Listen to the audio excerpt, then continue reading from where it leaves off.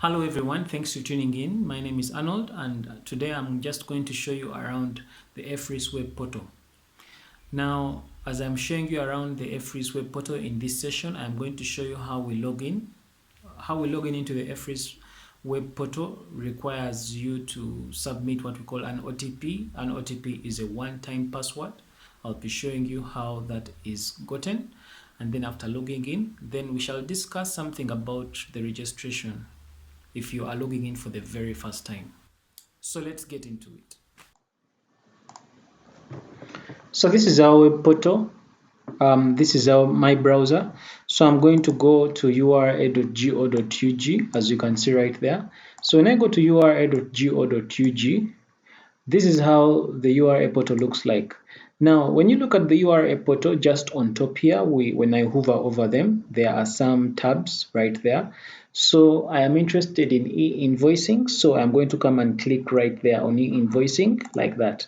When I click on it, this is what shows up.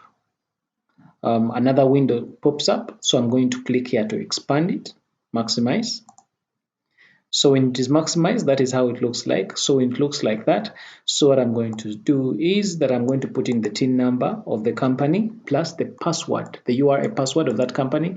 Then I'll click login. Then I'll now click login. Then that brings us closer into the EFRIS web portal. Now, what I'm showing you here is the live environment.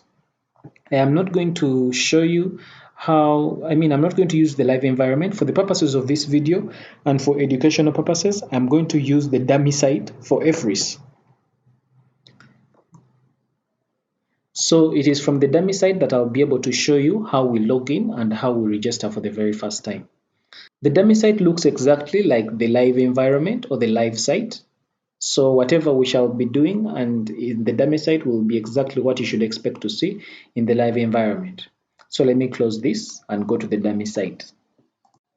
So now we are on the dummy site, the EFRIS test site. So I've put in my TIN number here and the password of the TIN number, I've already put it in. So I'll come here and click login. I'm now logging in for the very first time. So I'll click login. So when I click login, they are going to ask me for an OTP, and they're asking me here, please enter your OTP. Now, OTP in full is one-time password. So this one-time password, where do I get it from? I can either get it from my email or from my phone number. Now, the email where this OTP is to be sent is the email that is in the registration, or the email that was appended when this TIN number was being registered.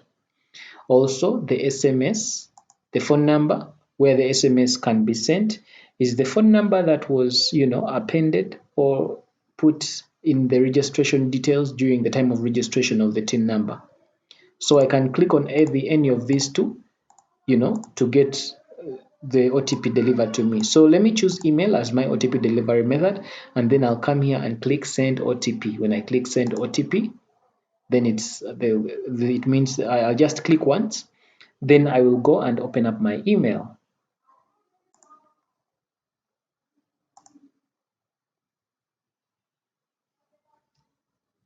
The email has come, and from the email we can see that AJ Printing and Packaging Solution, this is the TIN number, so the OTP is this. So what I'm going to do is that I'm going to highlight that OTP, and then I'm going to copy it, or for some of you, you can write it down on a separate piece of paper.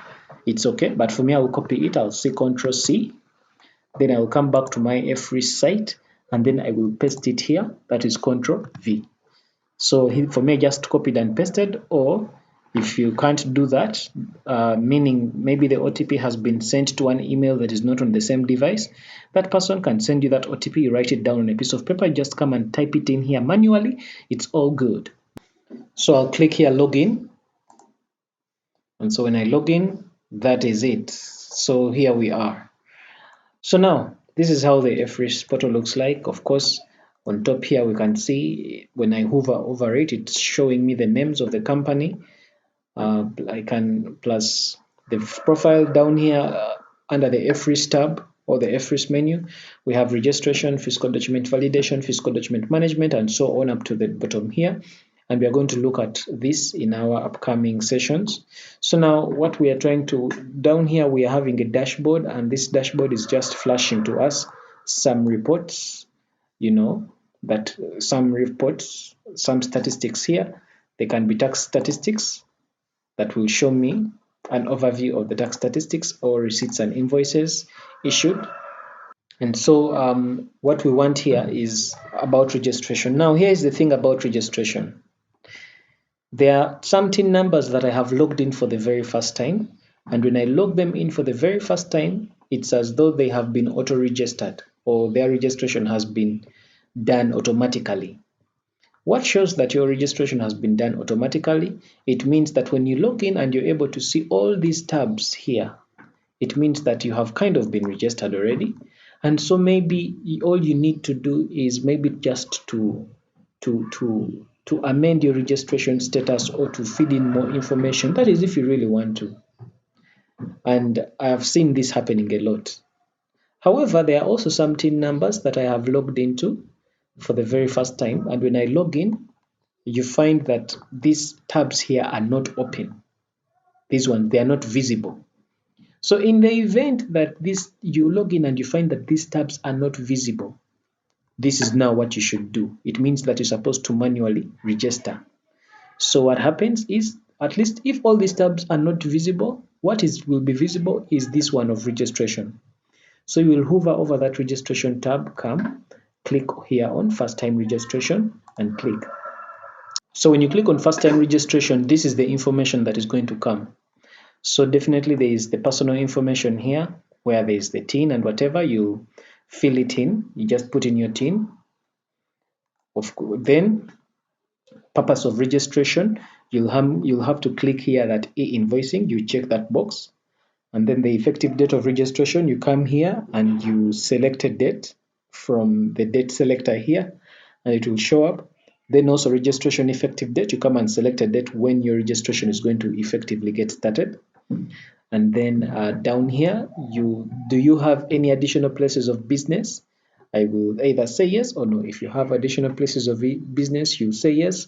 If not, you say no. Now, this form here you're seeing is pretty much self-explanatory. You just have to fill in the necessary information. Now, just take note that wherever you're seeing a red asterisk, that red star, it means that the information that you're supposed to fill in there is mandatory. So after filling in that information all down, you just simply come here and click submit. And when you click submit, then your registration will be received.